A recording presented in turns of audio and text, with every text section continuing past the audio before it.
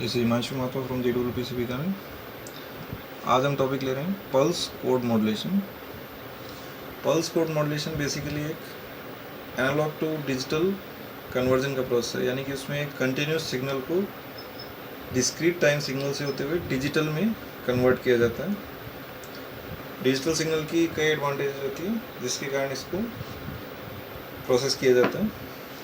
सबसे पहले जो कंस्ट्रेन इसमें आता है वो आता है इसकी सैम्पलिंग के ऊपर। ये नाइक्विस्ट रेट को फॉलो करना चाहिए। अगर इसकी सैम्पलिंग नाइक्विस्ट रेट को कंप्लाई नहीं कर रही है तो इसमें डिस्टॉर्शन आता है। तो नाइक्विस्ट रेट सैम्पलिंग थ्योरम के अकॉर्डिंग होती है, जिसमें कि ये पता चलता है कि जो सिग्नल है उसकी मैक्सिमम फ्रीक्वेंसी उससे दुगनी फ्रीक्वेंसी से ज़्यादा पे अगर उसको सैंपल किया जाए तो वापस से हम उसको सही तरीके से रिकन्स्ट्रक्ट कर सकते हैं बिना किसी डिस्टॉर्शन के। तो इसमें इक्वेशन के फॉर्म में इसको दिखाया गया, Fs is greater than 2Fa। Fa यहाँ पर सैम्पलिंग फ्रीक्वेंसी है और Fa जो मॉड्यूलेटिंग सिग्नल है, यानी जो एनालॉग सिग्नल है उसकी मैक्सिमम फ्रीक्वेंसी है।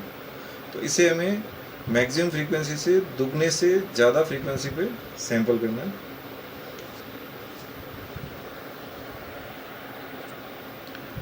इसके बाद हम देखते हैं कि इसमें क्या क्या स्टेप्स हैं। फर्स्ट स्टेप इसमें है फिल्टरिंग। फिल्टरिंग ये एश्योर करती है कि इसके अंदर वही फ्रीक्वेंसीज मौजूद रहे जो कि नाइक्विस्ट रेट को फॉलो करती हो, यानी इसमें कोई ऐसा फ्रीक्वेंसी कंपोनेंट मौजूद नहीं हो जिससे कि हम नाइक्विस्ट रेट को ये फॉलो नहीं करें और इसमें डिस्टॉर्शन आ जाए। तो इससे हम एक बैंड लिमिट कर देते हैं उस सिग्नल को कि उस लिमिट के बाहर कोई भी सिग्नल की फ्रीक्वेंसी नहीं हो, यानी इसकी बैंडविड्थ हम कंस्ट्रेन कर देते हैं। दूसरा पार्ट है सैम्पलिंग।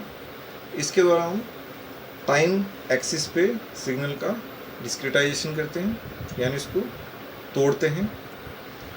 क्वांटाइजेशन उसके एम्पलीट्यूड का डिस्क्रिटाइजेशन है। उसके बाद एनकोडिंग इन डिस्क्रीट वैल्यूज़ को डिजिटल में कन्वर्ट करेगा।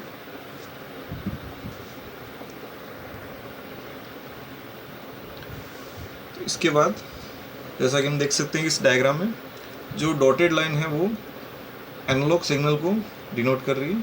सबसे पहला प्रोसेस में सैम्पलिंग का होगा। सैम्पलिंग में हम कुछ डेफिनिट इंटरवल्स पे इसकी वैल्यूज़ को रिकॉर्ड करेंगे, तो उनके बीच में टाइम डिस्क्रीट हो जाएगा, यानी टाइम की जगह खाली छूट जाएगी। सैम्पलिंग के लिए आवश्यक है कि जो भी सैंपल हम ले रहे हैं उनके बीच का जो अंतराल है वो सेम होना चाहिए हर सैंपल के बीच में। इसके बाद हम क्वांटाइजेशन करेंगे। क्वांटाइजेशन में जो सैंपल्स हमने लिए हैं उनको किसी रूल के द्वारा डेफिनिट लेवल पे हम ले आते हैं। इसके बाद जैसा कि हम देख सकते हैं कि टेबल में कई सारे लेवल्स दिखाए गए हैं। हर एक लेवल को हम एक नंबर से डिनोट कर रहे हैं। जैसे सबसे नीचे वाला लेवल है उसको 000 से, उसके ऊपर 001, फिर 010, इन लेवल्स को हमने एक नंबरिंग दे दी है। तो जो भी सैंपल इस लेवल पे आएगा तो उसको हम इस नंबर से एनकोड कर देंगे, तो इससे ये डिजिटल में कन्वर्ट हो जाएगा। तो इससे सारे सैंपल्स 1 by 1 0 और 1 में कन्वर्ट हो जाएंगे। सबसे पहले हम देखते हैं क्वांटाइजेशन। क्वांटाइजेशन में जो एम्पलीट्यूड वाला पार्ट है उसको हम एक पर्टिकुलर लेवल पे लेके आते हैं, क्योंकि सैम्पलिंग के अंदर जो टाइम एक्सिस है वो डिस्क्रीट हो जाती है, लेकिन एम्पलीट्यूड कोई भी वैल्यू ले सकता है। जैसे एग्जांपल बताया गया 3.752 0.001, इसी तरीके के कई सारे लेवल्स हैं जो कि इनफाइनाइट है, जो कि इनके बीच में डिनोट कर सकते हैं किसी एक पॉइंट के द्वारा ही।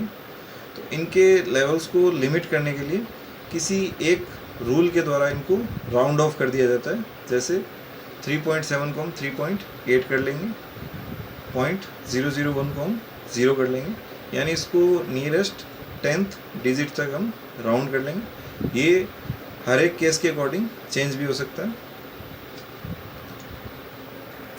लेकिन ऐसा करने से जो ओरिजिनल एम्पलीट्यूड की वैल्यू थी वो चेंज हो जाएगी। तो जो डिफरेंस ओरिजिनल वैल्यू और जो वैल्यू हम क्वांटाइज करने के बाद ले रहे हैं उसमें एरर आएगी। तो इस एरर को हम क्वांटाइजेशन एरर कहते हैं। तो इस डायग्राम में जैसे दिखाया गया कि एक कंटिन्यूस सिग्नल डॉटेड लाइन द्वारा दिखाया गया और जो क्वांटाइज आउटपुट है वो स्टेयर केस वेवफॉर्म के फॉर्म में दिखाया गया। तो कंटिन्यूस सिग्नल और स्टेयर केस वेवफॉर्म के अंदर कुछ डिफरेंस है। इस डिफरेंस को ग्राफ के फॉर्म में इसके नीचे डिनोट किया गया। तो जो एरर दिखाई दे रही है इसको क्वांटाइजेशन एरर कहते हैं। तो ये एरर हर एक पीसीएम सिग्नल में आती है। इसके बाद हम लेते हैं एनकोडिंग। एनकोडिंग में जितने बिट्स हम यूज़ करते हैं उनके अकॉर्डिंग ही लेवल्स जनरेट होते हैं। तो इनके बीच में रिलेशन है वो हम डिनोट कर सकते हैं m इजिकल टू 2 की power n। n number of bits जो हम एनकोड करेंगे, यानी एक सैंपल को एनकोड करने के लिए जितने बिट्स रिक्वायर्ड होंगे वो n से डिनोट कर रहे हैं, और m उससे नंबर ऑफ लेवल्स कितने जनरेट होंगे। तो जैसे अगर हम 2 बिट्स लेते हैं तो उससे 4 लेवल्स हमें लेने पड़ेंगे। अगर 3 बिट हम लेते हैं तो उसके लिए हमें 8 लेवल लेने पड़ेंगे। तो उतने लेवल्स इसमें रिक्वायर्ड होंगे। इसके बाद किसी रूल से हम इनको नंबरिंग कर सकते हैं। नंबरिंग 1 to 1 होगी, तो इसमें डिस्टॉर्शन होने का चांस नहीं होता है, यानी जो एग्जैक्ट मैपिंग होती है उसमें डिस्टॉर्शन नहीं आता है।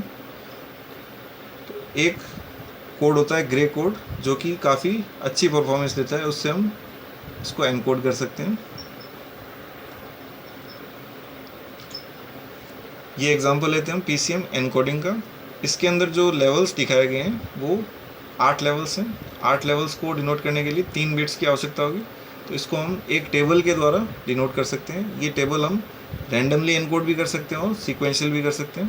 तो इसमें लेवल 0 के लिए 000, 1 के लिए 001, 2 के लिए 00010 और इस तरह से डिजिट 7 तक या लेवल 7 तक 111 तक इसको एनकोड कर रहे हैं। तो जैसा कि डायग्राम में दिखाई दे रहा है कि जो भी सैंपल जिस लेवल पे आएगा उस लेवल के अकॉर्डिंग उसको वो डिजिट्स बाइनरी असाइन कर दिए जाएंगे। तो हर एक सैंपल को हम बाइनरी डिजिट्स की एक सीक्वेंस से डिनोट कर सकते हैं जो कि 3 बिट की सीक्वेंस होगी, और उनको हम डिजिटल में ट्रांसमिट कर सकते हैं। तो इस तरीके से हम एनालॉग सिग्नल को डिजिटल में कन्वर्ट करते हैं और इसको हम पल्स कोड मॉड्यूलेशन कहते हैं। तो ये था पीसीएम के बारे में। Thank you.